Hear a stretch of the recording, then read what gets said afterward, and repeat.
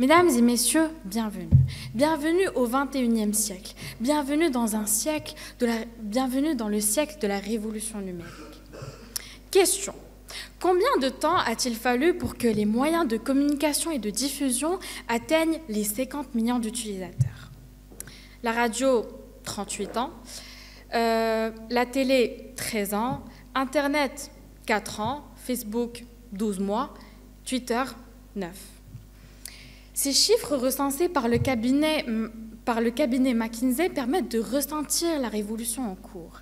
Avec 4,54 milliards d'utilisateurs d'Internet, dont 3,8 milliards d'utilisateurs des réseaux sociaux, mesdames et messieurs, vous l'auriez facilement bien deviné, le sujet d'aujourd'hui, ou plutôt le débat d'aujourd'hui, sera exclusivement dédié à une étude approfondie et sérieuse sur l'impact des réseaux sociaux sur nos relations humaines. De ce fait, la définition du mot-clé du sujet d'aujourd'hui s'impose. Donc, selon le site 1minute30.com, et je cite, les réseaux sociaux, ça va être un ensemble de sites Internet permettant de mettre en relation des internautes et qui vont communiquer et échanger via de différents outils. Donc, on voit déjà que le rôle ou la mission, en quelque sorte, des réseaux sociaux, c'est de nous rapprocher. Maintenant, la question qui se pose, c'est est-ce que ces réseaux sociaux nous séparent plus qu'ils nous rapprochent? Afin d'y répondre, j'aimerais vous parler de l'étude de Dr Robert Kraut. Dr Robert Kraut, son étude lui a permis de conclure que les réseaux sociaux ont un impact plutôt négatif sur les relations humaines. Mes chers opposants, au risque de vous décevoir, ne vous réjouissez pas trop, cet argument est tout sauf en votre faveur, puisque 4 ans après, ces mêmes chercheurs sont arrivés à des conclusions complètement différentes, voire même contradictoires, puisqu'ils ont trouvé que les réseaux sociaux augmentent la sociabilité. Mais, et parce qu'il y a toujours un mais, ça va être plutôt ressenti chez les personnes avec un capital social plutôt élevé. Mais pour les personnes qui sont plutôt de nature introvertie ou avec un milieu social moins dense, on ne peut pas attendre grand-chose, logiquement parlant. Maintenant, si on peut tirer 2 points de ce que je viens de dire, c'est que premièrement, si nos chers opposants sont présents ici avec leur petite intervention soigneusement préparée, c'est qu'ils n'ont pas bien préparé le sujet, parce que sinon, ils auraient arrivé aux mêmes conclusions que Dr Kraut.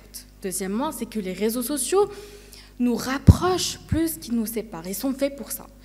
Mais s'ils nous séparent, entre guillemets, c'est surtout dû à la nature sociale de l'individu qui les utilise ou de son utilisation. Donc si je comprends très bien, chers opposants, vous êtes en train de mettre à l'amende les réseaux sociaux pour quelque chose dont ils ne sont pas les premiers responsables. C'est pas très juste, vous trouvez pas? Merci pour votre attention.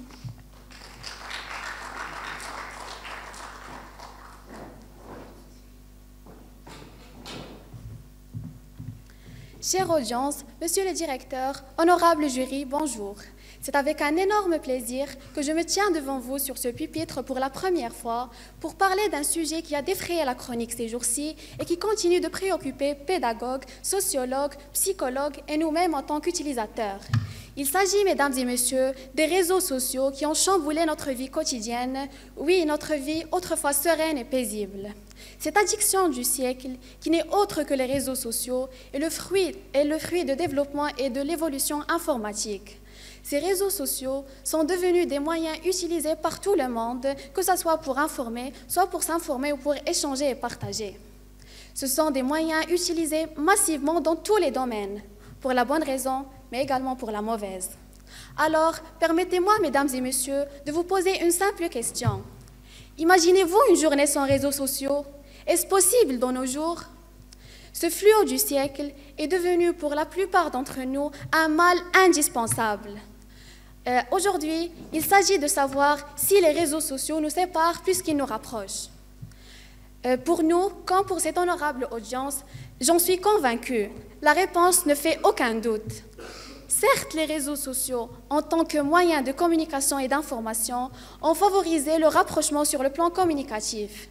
Mais ces discussions demeurent truffées de mensonges, car presque la plupart de ce que l'on publie est loin d'être vrai. Imaginez, mais dans la vraie vie, lors d'une soirée, vous rencontrez une personne sympathique. Vous engagez une conversation. Salut, je m'appelle Ama Faché, c'est mon nickname et je ne te montrerai pas mon visage là, je porte un masque. Et toi? Donc ces réseaux sociaux ont aussi dans ce sens favorisé l'émergence ou plutôt la propagation d'un phénomène qui est l'hypocrisie sociale. J'ai encore quelques... Non, pardon. Ne vous arrive-t-il pas, chère audience, d'éprouver un sentiment de nostalgie envers la communication interpersonnelle d'autrefois, en face à face, autour d'un repas succulent ou d'un bon film? Tout cela est devenu malheureusement aujourd'hui une chimère, voire même une illusion. J'ai encore quelques questions qui me hantent l'esprit, au risque de me faire taxer de je ne sais quel attributif. Mais je suis une personne, comment dirais-je, pour le moins curieuse. Comment peut-on faire connaissance avec les autres alors qu'on enterre nos têtes dans nos téléphones et on ignore tout et tout le monde? Comment pouvez-vous piétiner d'aussi grandes valeurs comme ceux de la socialisation et la solidarité et dire que les réseaux sociaux nous rapprochent? Ce n'est pas en postant les annonces d'une association caritative sur ton mur Facebook ou ta story Instagram que tu as le droit de te vanter d'avoir accompli une action humanitaire.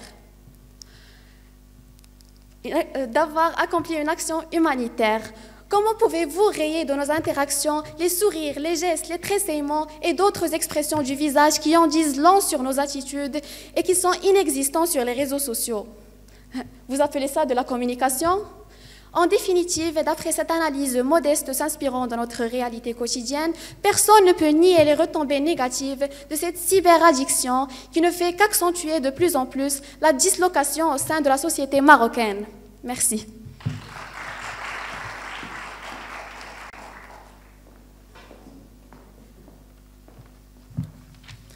Les gens se voient comme des créatures libres et indépendantes, mais tel que je le conçois, nous sommes toujours gouvernés par des coercitions sociales.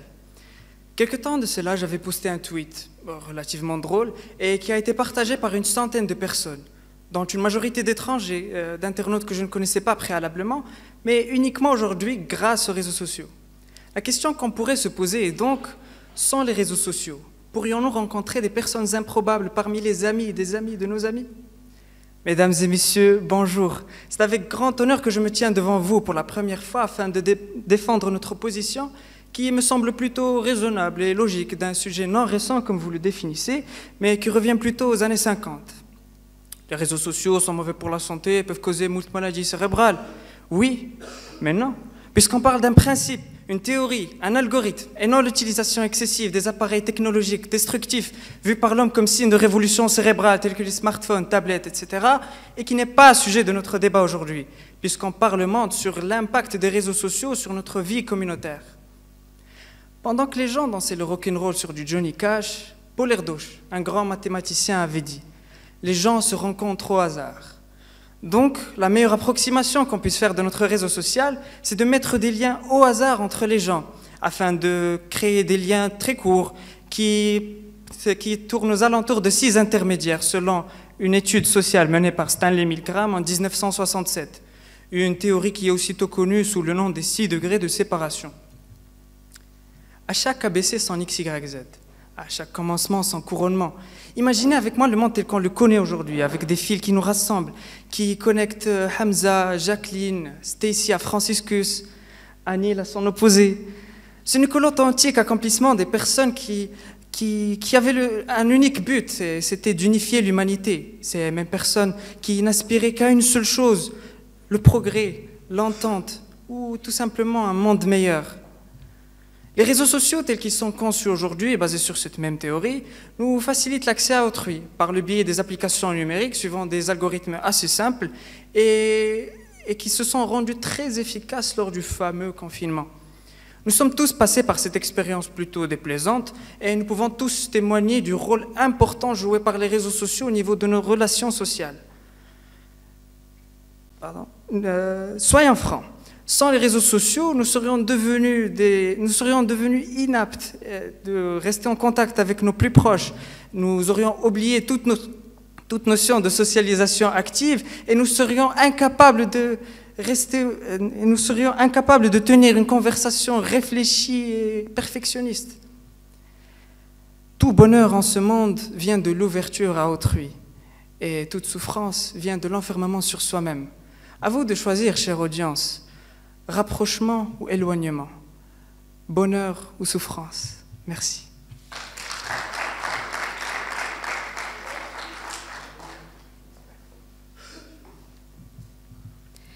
Permettez-moi de commencer mon intervention avec une réponse pour nos chers opposants. Chers opposants, vous avez dit que les réseaux sociaux rapprochent, mais ceci que pour les gens sociables. Que diriez-vous des gens introvertis? Ou devrais-je reformuler ma réponse? Est-ce que les gens naissent sociables ou est-ce que la vie leur permet et leur apprend de sociabiliser? Bien sûr qu'on apprend. Et je suis sûre qu'on ne peut pas apprendre dans un monde virtuel, mensongère, qui se base sur la perfection, bien sûr imaginaire. Liens, pages, stories, statuts, likes, etc. Ceci est heureusement ou malheureusement le résumé de notre vie sociale. Pour nous, utilisateurs, les réseaux sociaux font de notre satisfaction un but. Mais est-ce réellement le cas? J'en doute fort. Créateurs de nos comptes sur n'importe quelle plateforme, sommes-nous les contrôleurs de ces comptes ou simplement les marionnettes des concepteurs des réseaux sociaux? Voici les bonnes questions qu'il faut se poser. Une touche, un clic, c'est tout ce dont il suffit pour détruire toute une relation. Pour y voir clair, prenons un exemple. Imaginons un jeune étudiant, au demeurant charmant et bon garçon, et appelons-le Mohamed. Mohamed est un bon élève, si j'ose dire. Vous savez, le genre d'élève qui étudie la veille de l'examen. On connaît tous une personne pareille. En faisant une recherche sur Google, il reçoit une notification de message d'un certain Badr, un ami. En essayant de la supprimer, il clique dessus. S'il répondait à Badr, il se lancerait dans une longue discussion interminable. Il met donc son téléphone de côté et continue sa révision. De l'autre côté de l'écran, Badr sait que son ami était en ligne, qu'il a vu le message et qu'il n'a pas voulu répondre. Vexé, il jure de ne plus lui adresser la parole et le bloque. Et voilà encore une belle amitié détruite par les réseaux sociaux. Alors que si cette discussion était bien réelle, ceci n'aurait jamais dû arriver. Bref, les réseaux sociaux sont des machines de destruction. Pire que les chars d'assaut, ils nous anéantissent de l'intérieur, en démolissant toutes nos relations réelles. Il fut un temps où on entendait dire que les réseaux sociaux feraient de notre planète un petit village. Laissez-moi vous décrire ce village. Une fois à l'intérieur, adieu les randonnées pédestres, adieu les balades avec les amis, adieu le monde externe et bienvenue dans le monde du harcèlement, des pédophiles, des espions et des traîtres. Sans oublier le plat principal de ce festin, garni de plein de followers inconnus au rythme des compétitions de likes. Fascinant, non? Chers opposants, dans ce débat, je suis bien heureuse de ma position. Mais d'une autre part, je suis déçue que vous défendiez l'indéfendable, déçue que vous, surtout pour certains d'entre vous, qui autrefois représentaient la lumière pour les auditeurs dont je faisais partie. Vous qui défendiez plein de principes et plein de nobles causes, que vous est-il arrivé? J'espère que c'est juste un effet secondaire du confinement. Mais juste pour vous rappeler, c'est aujourd'hui mieux. Notre devise est aujourd'hui mieux qu'hier et non pas hier mieux qu'aujourd'hui. Merci.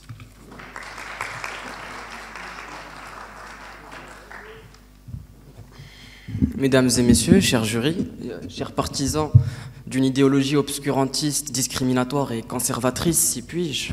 Bonjour, salam alaikum, hello, hola, konnichiwa. Je suis sûr à 99,9% que vous connaissez au moins 4 de ces termes, et pas la peine de vous faire un dessin concernant la source de ces connaissances, car à un moment ou à un autre, ça nous amènera aux réseaux sociaux.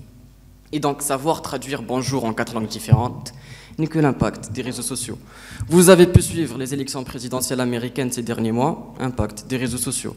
Vous pouvez avoir une communication directe avec n'importe qui dans le monde à n'importe quel moment, impact des réseaux sociaux. Vous avez pu forger un esprit critique et une ouverture d'esprit en entrant en contact avec plusieurs opinions et perspectives de différents influenceurs ou autres. Impact, bon, vous connaissez la chanson. Tout ce blablatage ne m'a servi qu'à vous prouver à quel point l'être humain n'est qu'un défaitiste pessimiste qui aime, qui adore admirer le mauvais côté des choses, même si la chose en question, jusqu'au jour d'aujourd'hui, n'a fait que faciliter l'existence de l'humanité.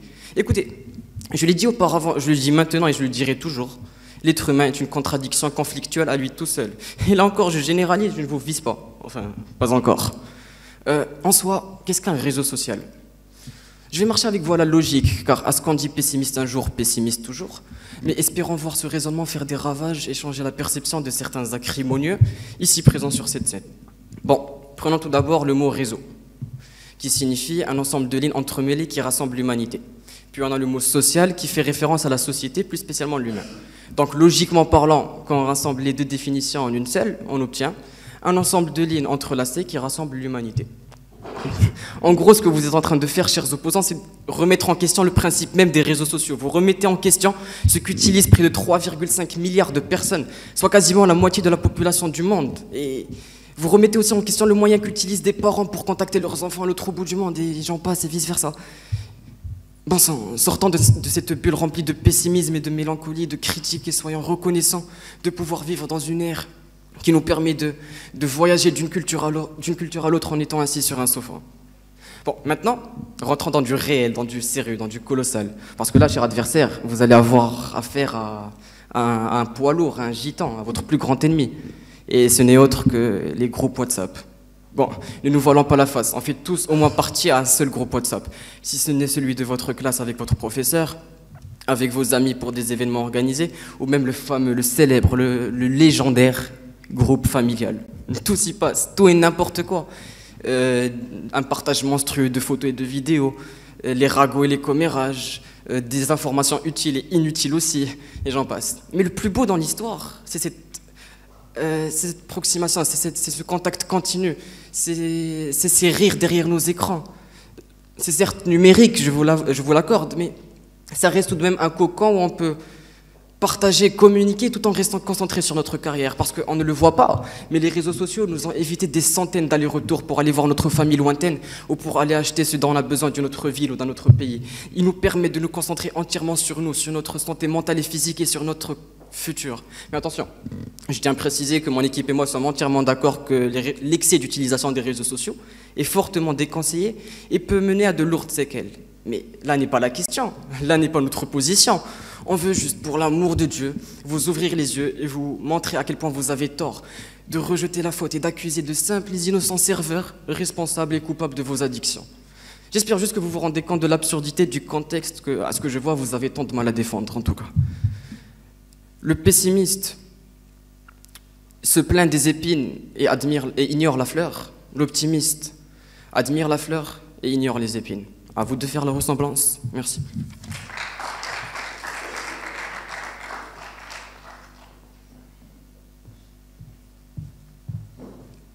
Nous sommes tous devenus possédés par ces réseaux sociaux. Nous sommes tous devenus leurs esclaves. Cette phrase nous laisse réfléchir et nous pousse à dire le contraire. En disant « Ah non, je ne suis esclave de personne. » Mais malheureusement, ce n'est pas vrai. Malheureusement, nous nous voilons la face. Malheureusement, nous sommes devenus comme des îlots perdus au milieu d'un monde connecté. Nos téléphones, toujours greffés à nos mains, et moi la première, je l'avoue, au point que la vie a perdu son goût. C'est bizarre de le dire, mais on se réveille avec Snapchat, on se brosse les dents avec YouTube, on mange avec Instagram et on dort avec Facebook. Waouh, quel monde! On se reconnaît plus comme on le faisait autrefois. Aujourd'hui, je parie qu'aucun d'entre nous ne sait si son père boit du café avec ou sans lait, avec ou sans sucre. C'est bien dommage, n'est-ce pas? On est arrivé à un point où on commence à demander Facebook l'anniversaire de nos proches. Ou pire même, on attend de voir les stories des autres pour savoir que c'est l'anniversaire d'un ami. Non mais il y a un phénomène plus drôle que ça qui m'est arrivé personnellement il n'y a pas longtemps, et aussi d'ailleurs, monsieur Lairaki, si je ne me trompe pas, c'est quand tu as une fête chez toi et que tu invites un groupe d'amis et que tu en oublies un. Il le découvrira sûrement sur tes stories ou sur les stories des autres. Parce que ces réseaux sociaux, comme on dit en arabe, et c'est là où on comprend que ce soi-disant paradis numérique que l'on imaginait à une époque devient de plus en plus un enfer reconnecté qui n'épargne plus personne. Il dévoile tout ce que toi t'as voulu cacher. Et vous osez toujours dire et défendre ces maudits réseaux sociaux en disant qu'ils nous rapprochent beaucoup plus qu'ils nous séparent. Pardon. Non mais, monsieur Benjeloun, je te croyais un peu plus rationnel que ça, parce que normalement, c'est toi qui me donnes toujours raison. Mais maintenant, je vois que tu l'as totalement perdu aujourd'hui. T'inquiète, je comprends ta position vu qu'elle est un peu très délicate. Bref, revenons aux choses sérieuses. Certes que c'est grâce à ces réseaux sociaux qu'on peut parler à d'autres personnes. Mais où est la garantie de bien-être? La réponse est si simple. La garantie de bien-être ne se trouve que dans les échanges directs et les relations bien réelles. Comment peut-on savoir si la personne avec qui on parle va bien, alors que normalement, il faut voir son regard, son attitude, son sourire pour pouvoir savoir son humeur? Non mais maintenant, on ne se contente que de ce qu'elle poste, tout en oubliant qu'on se montre en permanence que sous son meilleur jour. On est devenu borné à en perdre la tête. On commence à vivre dans le virtuel et on ne vit pas tout à fait le moment présent. Ah oui, avant d'oublier, ces fameux sites de rencontres. Il y a des personnes qui ont tellement la flemme de se préparer et de se changer pour sortir, qui préfèrent rester planquées derrière un écran en cherchant sa soi-disant perle rare, qu'il la trouvera sûrement dans le virtuel. Elle s'appellera Émilie. Mais le jour où ils se rencontreront, son prénom deviendra Abdraouf. Surprise! Voilà encore un mauvais tour de ces réseaux sociaux. Les réseaux sociaux n'ont jamais, je dis bien jamais, rapproché des lointains, mais plutôt ils ont toujours éloigné des proches. Merci.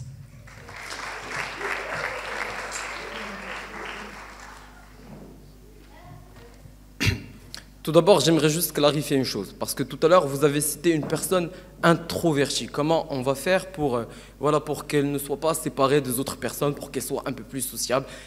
Excusez-moi de vous le dire, on ne peut rien pour elle. C'est-à-dire que ce n'est pas notre faute. Vous êtes tout simplement en train de rejeter la faute, d'accuser les réseaux sociaux. C'est pas possible, c'est quelque chose qui ne vit pas. Et le problème, c'est que ça, c'est imprégné dans notre culture. Je vais vous donner un exemple, je vais ouvrir une parenthèse. Je vais parler en arabe, désolé, mais je vais ouvrir une parenthèse. C'est juste pour mieux clarifier la situation. Vous marchez, on va prendre une personne X, monsieur Mohamed, qui marche dans la rue et qui trébuche sur un bout de poids. Monsieur Mohamed, quand il va se relever, il va dire « Non !»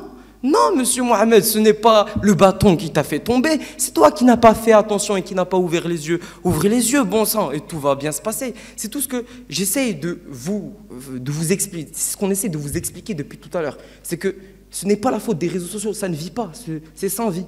Ça n'existe, c'est un moyen, Vous êtes en train d'accuser un moyen. C'est comme accuser cette chaise d'avoir tué quelqu'un, d'avoir étouffé quelqu'un. Non, c'est pas possible. Il faut être raisonnable. L'être humain a un cerveau, il réfléchit. Donc, il est raisonnable. C'est la raison qui le contrôle. Quand il n'est pas raisonnable, eh bien, il est fou. C'est tout. On n'est pas fou. Les 7 milliards d'habitants sur Terre ne sont pas fous. Enfin bref, mesdames et messieurs, bonjour. Le temps passe et tout cet amas d'informations nous laisse très perplexes face à un sujet comme celui-ci. Encore faut-il mieux tout organiser pour arriver à une conclusion. Non, cette fois-ci, pas de mondanité, pas de trêve. Passons directement au plat de résistance. Les réseaux sociaux, comme toute chose sur Terre, possèdent des effets négatifs, mais aussi des effets positifs. Bien sûr, il faut prendre cette phrase avec des pincettes et non pas au pied de la lettre. Nous, mes camarades et moi, pouvons bien comprendre que d'une certaine manière, il est difficile d'accepter que les réseaux sociaux soient favorables. C'est le côté pessimiste de l'être humain qui induit son objectivité en erreur. Ainsi, ces paroles en deviennent subjectives. Et derrière tout un raisonnement se trouve un fondement qui fait que par objectivité, on ne peut que déduire que les réseaux sociaux rapprochent les gens bien plus qu'ils ne les séparent. Et ça, c'est un fait. D'ailleurs, je trouve ça vraiment dommage de réduire tous leurs bienfaits à une pensée complètement nihiliste. Exemplification de la situation. La voiture, c'est bien, c'est magique, c'est magnifique. Ça nous permet de nous déplacer, ça économise le temps, etc., etc. Ah ben, tout compte fait, non. La voiture est la cause numéro 1 derrière les accidents de la route. Du coup, la voiture, c'est mal. Elle tue. Il faut abolir son utilisation. Fin de l'exemplification.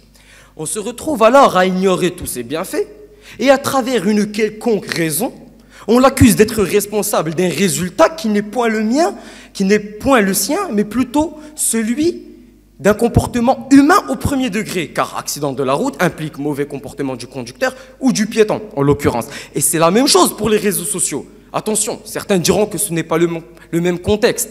Pas d'amalgame. Je n'exemplifie pas Facebook en une Mercedes, j'exemplifie le raisonnement que vous appliquez sur le sujet ci-dessus, et ce même raisonnement, c'est ce qu'on appelle le manque de responsabilité et la mauvaise foi. Chaque réseau social a été créé pour un but bien précis, en particulier pour réunir les gens. Maintenant, sa mauvaise utilisation peut conduire à des effets très néfastes, mais ceci ne représente aucunement une référence, car même la mauvaise utilisation d'un crayon à papier pour enfants pourrait conduire à des effets très néfastes. Ce n'est pas les réseaux sociaux qui séparent les gens, c'est leur mauvaise exploitation par ces gens-là qui les séparent.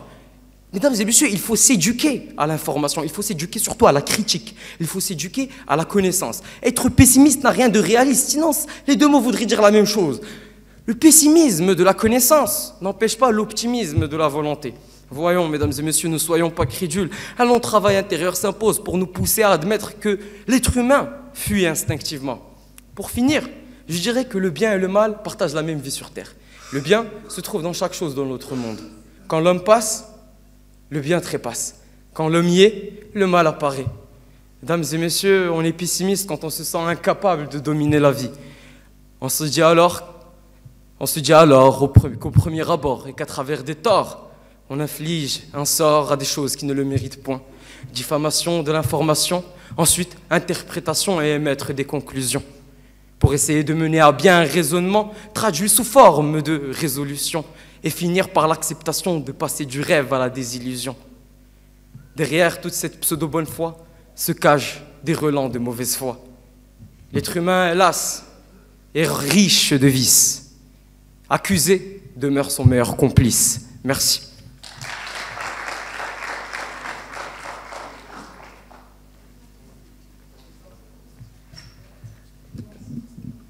D'abord, chez les opposants, on voudrait d'abord parler à propos des arguments que vous êtes en train de présenter. Vous avez dit qu'on parlait de l'excès d'utilisation. En fait, on parle de l'insécurité et le manque de garantie dans ce type de communication.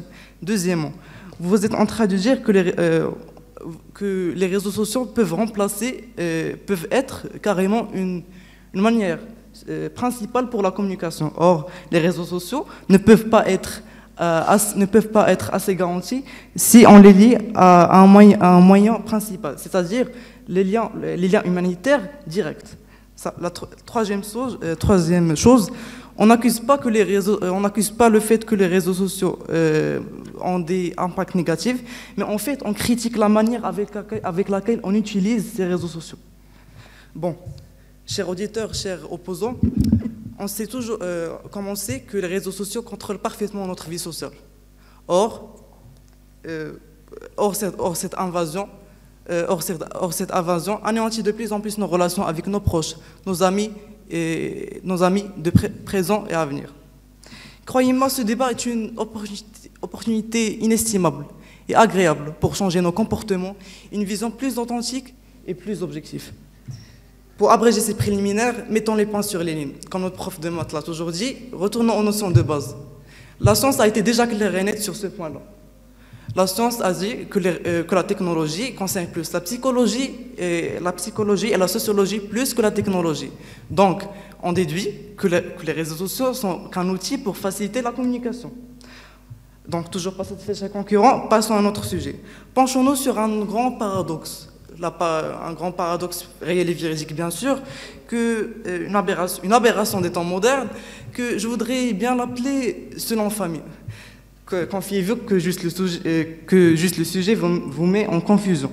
Mais bon, eh bien, figurez-vous que rester seul, scroller dans Facebook ou regarder des vidéos en YouTube ou parler avec ses amis beaucoup, ce qui est plaisant d'ailleurs, l'internaute risque de perdre les relations directes avec sa famille, ses proches, ses amis, ou même les parents avec ses enfants. Et c'est le plus pire en fait. C'est ça l'objet, comment dirais-je, c'est ça les parents parfaits pour les enfants. C'est ça? Je pense pas. Pour certains, les parents, les amis n'existent plus, ou presque. Inconsciemment, ils limitent les contacts avec eux. Donc, une relation très dégradée. La belle affaire. On peut même créer une vie tout à fait différente de la nôtre et se confier à des gens qu'on connaît surtout pas. Eh bien, je vais bien les appeler les faux amis. Bon, chers camarades, vous avez remarqué que j'étais très objectif plutôt et authentique. Et je me suis référé aux faits. Maintenant, je vais passer à autre chose. Mon expérience avec les réseaux sociaux. En fait, j'avoue que j'ai déjà fait des relations d'amitié, surtout dans la période de confinement d'ailleurs. Et j'attendais avec une telle impatience de retrouver les amis le lendemain ou juste après le confinement, juste après le déconfinement. Après, je suis choqué car je trouve une personne que je connais surtout pas. Mais avant, cette personne, je la considérais comme un vrai ami. Donc, alors ça, c'est l'insécurité et le manque de garantie dont je parlais au début. Ça, de premier. Et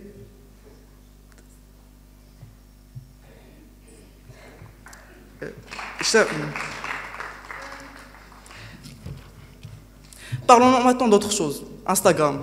Presque tous les statuts d'Instagram montrent qu'on vit dans un monde parfait, un monde en rose. Un monde parfait et un monde en rose. Des paysages à couper le souffle, des silhouettes à ravir. Permettez-moi l'expression, mais avec un coup de Photoshop. Avec un coup de Photoshop. Ceci n'est pas suffisant. Alors oui, notre espèce a droit à des relations concrètes et authentiques pour garantir un avenir meilleur.